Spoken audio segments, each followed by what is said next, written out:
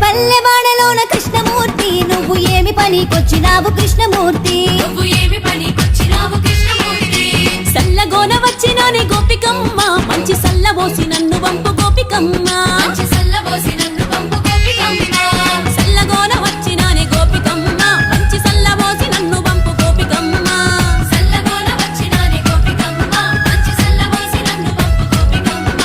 కొత్త కోడలినయ్య కృష్ణమూర్తి మా అత్తగారి నడగవయ్య కృష్ణమూర్తి కొత్త కొడలివైతే గోపికమ్మ నే రొక్కమిస్త తీసుకోవే గోపికమ్మ